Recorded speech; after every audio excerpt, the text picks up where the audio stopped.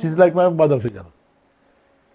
I feel really very privileged what ever, like ऐसे लोगों के साथ में रहना भी या तो उनसे एसोसिएट होना भी आज बहुत बड़ी. आज सच में मैं बोलता हूँ आपको, मैं जब भी किसी के बारे में, हमारे डैड के बारे में बात करता हूँ, आंटी का जिक्र हमेशा निकालता हूँ, क्योंकि वो उनके बारे में किसी से बोलना भी है ना, एक हम लोगों को प्राउड फील कराता है कि किसी लेडी ने हमारे डैड से इतना कुछ सीखा कि वो उसको पीएचडी तक ले गई. ये बहुत बड़ी बात है. नहीं, वो उनका जो पैशन था सीखने का, इतने दूर से रिक्शा कर करके अपनी मम्मी को भी तकलीफ दे करके लाना और फिर उसको परस्यू करना, वहाँ पे बैठ करके डैडी अगर बोले भी कि अगर चलो अभी बस बस बहुत हो गया, और एक बात सुनो ना खदा, और एक उनको बोले तो जितना देर डैडी के साथ में रुक के सीखना चाहते थे ना, वो एक कुछ अजब सा एक पैशन जैसे जिसको बोलते जुनून, वो उनमें बहुत देखा था वो. और उसी के वास्ते शायद उन्होंने वो जो लैंग्वेज को, उर्दू गज़ल्स को जो चाहा, और आगे जाकर के वो पीएचडी किया उन्होंने उसमें.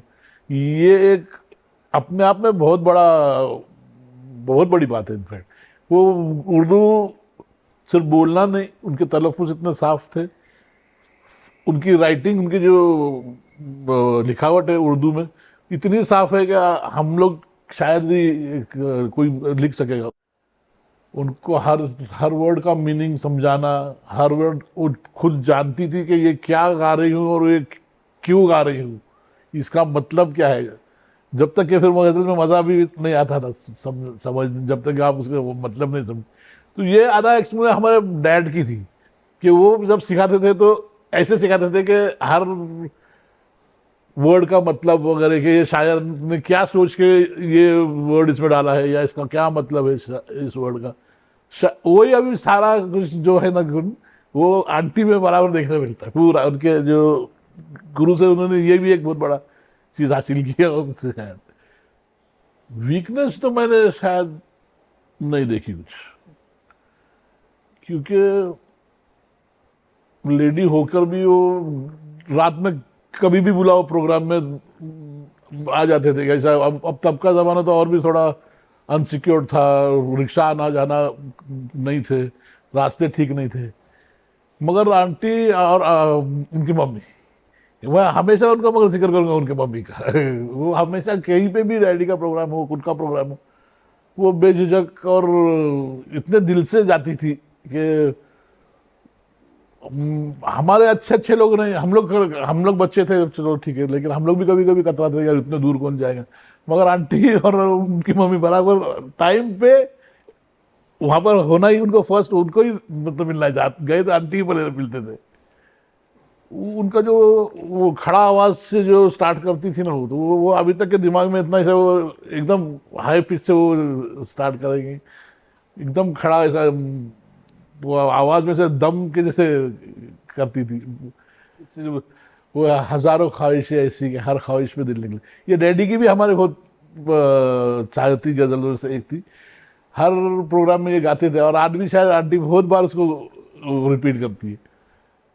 आंटी को जो था वो इतना इस लैंग्वेज से, गज़लों से इतना वो मोहब्बत हुई थी कि वो खुद उन्होंने सीखना चालू किया.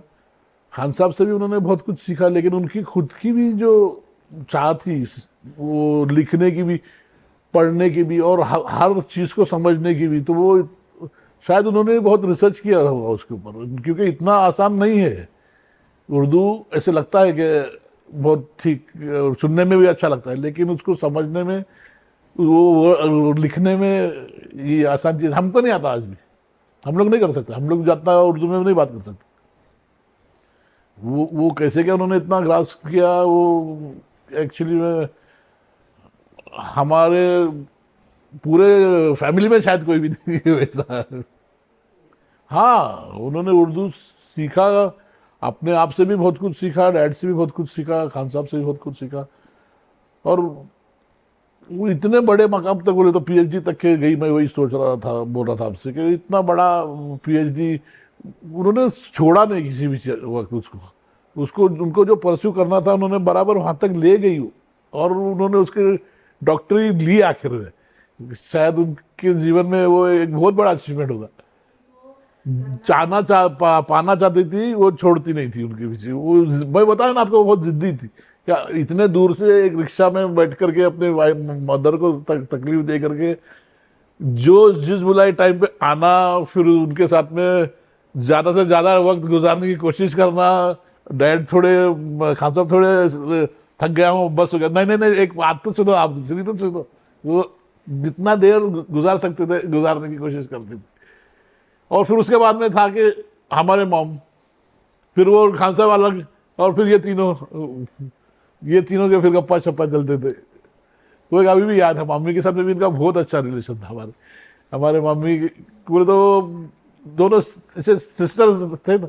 वैसे जब वो आती थी बाड़े में, तो बाड़े में, हमारे बाड़े में, तो वो शायद उनको पहले से ना वो खुशबू आती थी कि क्या मालूम नहीं, कि पहले जाकर के मम्मी से पूछेगी क्या भाभी जी तैयार है, कुछ है अभी अभी करता है, नहीं थोड़ा टाइम लगेगा। फिर अच्छा ठीक है मैं आती हूँ, नहीं तो चिल्लाएंगे। फिर वो जा करके वो जो भी बनाया है वो खा करके टेस्ट करके ही जाएंगी, वो उसके बगैर जाएंगी नहीं।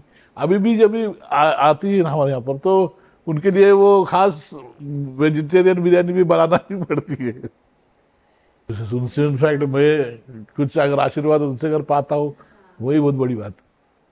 मैं उन मैं हर ईद को, मगर ईद को बोलो, मेरा कुछ भी प्रॉब्लम भी हो आज भी मैं उनको फ़ोन करता हूँ। आप पूछो उनको, मैं उनको फ़ोन करता हूँ। और ऐसे भी नहीं कि उन्होंने कभी फ़ोन उठाया नहीं है मेरा, या फ़ोन उठाते के साथ में बोला नहीं नहीं मैं बिज़ी हूँ।